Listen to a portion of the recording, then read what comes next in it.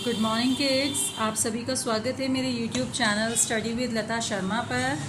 आज मैं आपको नेचर मैजिक के नाम से एनवायरमेंटल स्टडीज़ की बुक है ग्रेड 5 यानी 5th क्लास की बुक है ये। इसमें लेसन 5 है आपका द फैमिली ट्री। ये मैं आपको एक्सप्लेन करने जा रही हूँ। बच्चों, फैमिली मीन्स होता है हमारा परिवार। परिवार में कौन कौन होते हैं? मम्मी पापा बच्चे। कई बार परिवार में मम्मी पापा बच्चों के अलावा दादा दादी चाचा चाची उनके बच्चे भी साथ में होते हैं। तो बेसिकली फ़ैमिली हमारी 2 टाइप्स की होती है। अगर केवल मम्मी पापा और बच्चों की बात की जाए तो ये कहलाती है स्मॉल फैमिली या न्यूक्लियर फैमिली। ओके।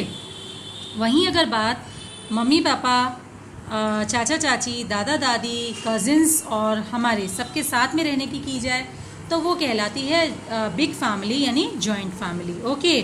अब यहाँ पर फैमिली ट्री क्या होता है इसके बारे में आपको बताया जा रहा है। आइए थोड़ा और इसको डिटेल में जानते हैं। A family is a group of people who are related to each other, specially parents and their children. The word family includes grandparents, parents, children and ancestors. यहाँ पर बता रहे हैं फैमिली का मतलब होता है ऐसे लोगों का समूह जिनका आपस में रिश्ता होता है एक दूसरे के साथ। और रिश्ता क्या, ज़्यादातर ये पेरेंट होते हैं और उनके बच्चे। ओके, यानी मम्मी पापा और बच्चे। लेकिन वहीं पर जो फैमिली शब्द है उसमें दादा दादी और माता पिता और बच्चे और उनके साथ साथ उनके एंसेस्टर्स यानी पूर्वज भी शामिल होते हैं। We have studied in previous class that our grandparents are the parent of our parents. हमने पहले ये चीज़ पढ़ी है कि जो हमारे पेरेंट्स के पेरेंट्स होते हैं वो हमारे ग्रैंड पेरेंट्स होते हैं। Okay. Our father's parents are our paternal grandparents and our mother's parents are our maternal grandparents. जो पिता के माता पिता होते हैं उन्हें हम पेटर्नल ग्रैंड पेरेंट्स यानी दादा दादी कहते हैं। और जो माता के पेरेंट्स होते हैं यानी वो हमारे मेटर्नल ग्रैंड पेरेंट्स यानी नाना नानी होते हैं। Okay. Have you ever wondered who are our ancestors? Let us know about it. क्या आप जानते हो कि हमारे पूर्वज कौन हैं? आपको कभी उनके बारे में जानने की इच्छा होती है, आश्चर्य होता है? आइए जानते हैं। Just like we have grandparents, our parents too had grandparents. जिस तरह से हम सभी के ग्रैंड पेरेंट्स हैं हमारे पास, जैसे दादा दादी और नाना नानी हैं, ठीक इसी तरह से हमारे माता पिता के भी तो दादा दादी और नाना नानी रहे होंगे ना। They are our great grandparents. वो हमारे परदादा परदादी या परनाना परनानी कहलाते हैं, जिन्हें इंग्लिश में ग्रेट ग्रैंड पेरेंट्स कहा जाता है। Okay. In this way the chain of family members continues. इसी तरह से हमारे जो दादा दादी हैं उनके भी ग्रैंड पेरेंट्स रहे होंगे, फिर उनके भी रहे होंगे। तो ये पूरा एक चेन है फैमिलीज़ का जो चलता चला आ रहा है। Okay. The family members of our older generations are our ancestors. जो हमारे बहुत ही पुराने ग्रैंड पेरेंट्स के ग्रैंड पेरेंट्स और बहुत ही पुराने हमारे रिश्तेदार हैं वो हमारे एंसेस्टर्स यानी पूर्वज कहलाते हैं। Okay. We draw a family tree to show the relationships between the different members of a family. हम लोग फैमिली ट्री के माध्यम से परिवार के अलग अलग सदस्यों के बीच का संबंध दर्शा सकते हैं। It has got the names of the members of different generation written on it. क्या होता है, फैमिली ट्री बनाने का अपना अपना तरीका है। जैसा आपको सिखाया जाए उसके थ्रू हम अपनी अलग अलग जनरेशन्स के अलग अलग फैमिली मेम्बर्स के नाम तक मेंशन कर सकते हैं। जैसे यहाँ आपको दिया है, मान लीजिए एक ट्री का पिक्चर देके आपको ट्री मेंशन कर रहे हैं, फैमिली ट्री आप कर रहे हो। यहाँ लिखा है मेटर्नल, यहाँ लिखा है पेटर्नल। आप मेटर्नल में मम्मी के रिलेटिव्स आएंगे, पेटर्नल में पापा के रिलेटिव्स आएंगे। ओके। तो उनके नाम आएंगे। ये आप अपने पेरेंट्स की मदद से यहाँ पे फिल करना तो आपको ज़्यादा अच्छे से समझ आएगा। राइट। अब है शिफ्टिंग ऑफ फैमिलीज़। देखिए, Suhel's father is in the army. Suhel के पिता आर्मी में हैं। He is transfer to different cities in India after every 2 or 3 years। हर 2 या 3 साल बाद उनका देश के अंदर अलग अलग शहरों में ट्रांसफ़र होता रहता है। Every time his father takes him to a different city. हर बार सुहेल को अपने पिता के साथ अलग अलग शहरों में जाना पड़ता है, शिफ्ट होना पड़ता है। He has to join a new school. और उसे नए स्कूल को ज्वाइन करना पड़ता है। Although Suhail enjoys going to places, yet he misses his old teachers and friends। हालांकि सुहेल को भी अलग अलग स्थानों पे जाना घूमना पसंद है, बट उसे अपने पुराने दोस्त और टीचर्स की याद आती है। अब यहाँ आपको क्या बता रहे हैं, do you know of any of your friend whose father has a transferable job. क्या आपका भी कोई ऐसा दोस्त है जिसे आप जानते हो जिसके पिता का ट्रांसफरेबल जॉब हो, यानी उनका भी ट्रांसफ़र होता रहता हो, चाहे वो आर्मी में हो या किसी भी और जॉब में हो। Ask him about his experience of moving to a new town और सिटी। तो अपने उस दोस्त से बात कीजिए कि उसे कैसा लगता है हर दूसरे तीसरे साल में नए शहर में जाके शिफ्ट होने पर, ठीक है। The movement of people from one place to another is called migration. लोगों का एक स्थान से दूसरे स्थान पर चले जाना माइग्रेशन कहलाता है। Besides having a transferable job there are many other reasons to migrate. यहाँ पर आप देखेंगे कि केवल एक जॉब ही ऐसा कारण नहीं है कि हम एक एरिया से दूसरे एरिया में शिफ्ट होते हों, बल्कि अन्य और बहुत से कारण बन जाते हैं कि लोगों को एक स्थान से दूसरे स्थान पर जाकर रहना पड़ता है। In villages the main occupation of the people is farming and rearing kettles. गाँव में लोगों का मुख्य व्यवसाय खेती करना और पशुपालन करना है। Since there are less job opportunities in villages, people move to cities for jobs and better living conditions।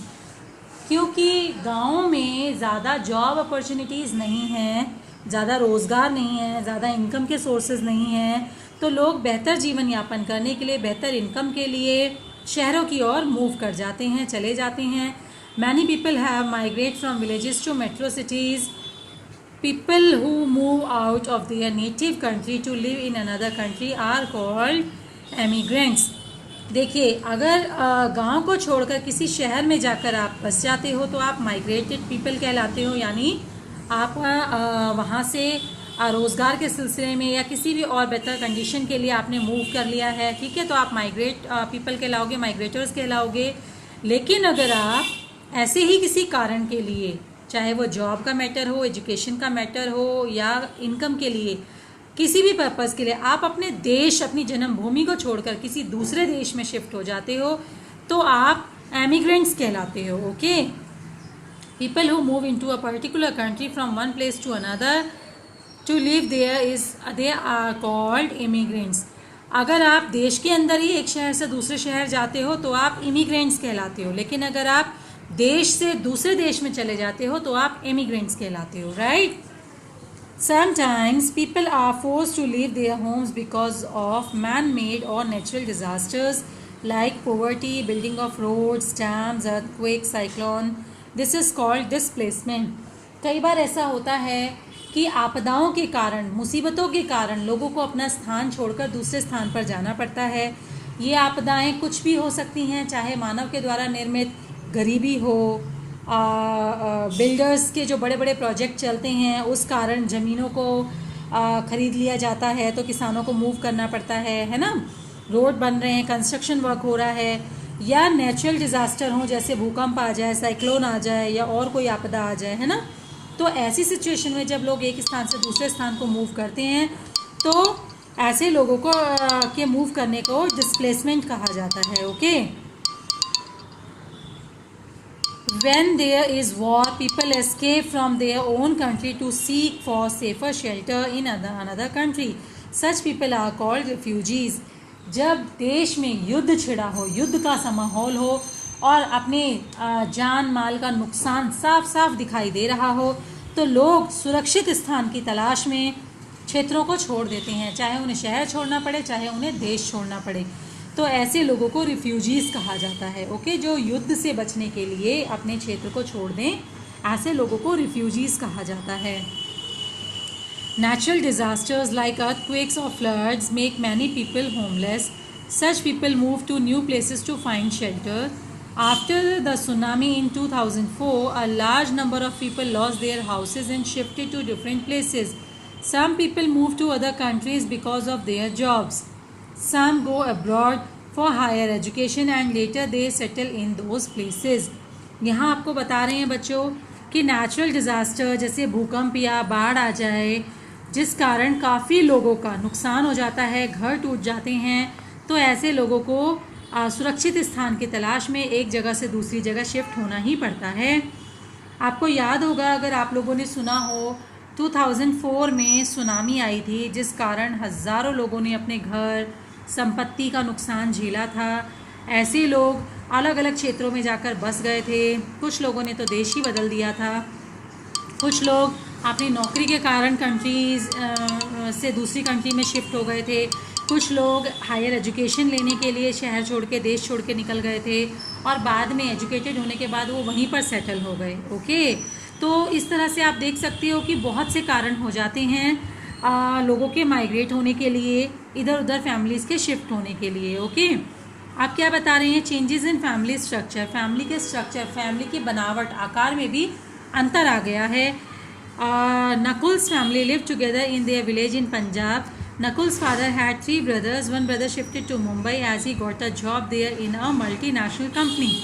Nakul's father was in a bank. He was transferred to Delhi. The third brother stayed back in the village with Nakul's grandparents to look after their farm. अब यहाँ पर एक बच्चा है नकुल, जिसका example देके आपको बताया जा रहा है कि नकुल के पापा पंजाब के एक गाँव में रहते थे। उनके पिताजी 3 भाई थे। तो नकुल के जो पापा के तीनों भाई हैं, यानी पापा और दोनों चाचा, उनमें क्या हुआ, एक भाई का जो है वो मुंबई में शिफ्ट हो गए क्योंकि उन्हें वहाँ पर एक एमएनसी में जॉब मिल गई। ओके, ऐसे ही नकुल के पापा क्योंकि बैंक में हैं और उनका जॉब ट्रांसफरेबल है तो वो दिल्ली ट्रांसफ़र हो गए। और जो नकुल के पापा के थर्ड भाई हैं वो गाँव में ही रह रहे हैं ताकि वो नकुल के दादा दादी और अपनी खेती बाड़ी की देखभाल कर सकें। Right. With the passage of time, they settled in their places of work. Now they meet each other on special occasions in their ancestral home, in their village in Punjab. अब क्या है कि अलग अलग अपने काम के स्थानों पर शिफ्ट हो जाने के कारण वो लोग वहीं पे सेटल भी हो चुके हैं, लेकिन जब भी कोई स्पेशल मौके आते हैं, तीज त्यौहार, शादी ब्याह या कोई भी दुख सुख का समय, तो ये अपने एंसेस्ट्रल होम माने पूर्वजों के घर, अपने गाँव में, पंजाब में इकट्ठे होते हैं। Big families are rare nowadays, but in olden times people use to live in a joint family.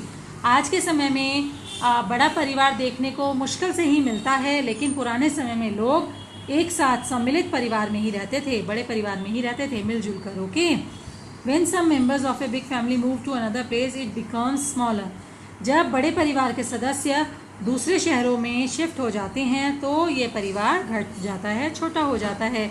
और nuclear family usually has 4 to 5 members. एक न्यूक्लियर फैमिली में 4 से 5 सदस्य ही होते हैं, माता पिता और उनके 2 या 3 बच्चे।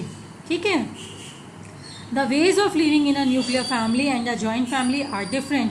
देखिए, छोटे परिवार और बड़े परिवार दोनों में ही रहने के तौर तरीके अलग अलग होते हैं। They both have advantages and disadvantages. दोनों के फ़ायदे और नुकसान भी हैं। In a joint family each member has to share everything with more people. Joint family में एक व्यक्ति के साथ जो भी अच्छा या बुरा होता है, कोई भी बात है, उसे परिवार के सभी सदस्यों के साथ शेयर करनी पड़ती है। In a nuclear family people have to share everything with a less number of people. और न्यूक्लियर फैमिली में मम्मी पापा होते हैं, बच्चे होते हैं, तो बस उतने तक ही बात सीमित हो जाती है, दादा दादी चाचा चाची तक बातें नहीं जाती। Okay, on the other hand a child growing up in a joint family can enjoy the company of her या his cousins, aunts and grandparents. दूसरी तरफ अगर देखो तो संयुक्त परिवार में जो बच्चे पलते हैं, बड़े होते हैं, वो अपने दादा दादी चाचा चाची के संरक्षण में अपने कजिन्स के साथ बड़े होते हैं, तो बहुत कुछ वो न्यूक्लियर फैमिली में पल रहे बच्चों के मुकाबले ज़्यादा सीख पाते हैं, है ना। तो एडवांटेजेस और डिसएडवांटेजेस दोनों ही होते हैं बच्चों। ओके, तो इस तरह से आपने फैमिलीज़ के बारे में जाना। फैमिली क्या होती है, मैटरनल फैमिली, पैटर्नल फैमिली क्या होती है, जॉइंट फैमिली, स्मॉल फैमिली में क्या डिफरेंस है, और लोग किस किस कारण से, फैमिलीज़ किस किस कारण से शिफ्ट हो रही है, या फैमिली स्ट्रक्चर कैसे चेंज हो रहा है, ये सभी आपने इस चैप्टर में जाना। मुझे उम्मीद है आपको समझ में आया होगा। अब इस चैप्टर का बुक वर्क फिल करके आप लोग मुझे सेंड करेंगे और कल मैं आपको इसका कॉपी वर्क करवाऊँगी। ओके।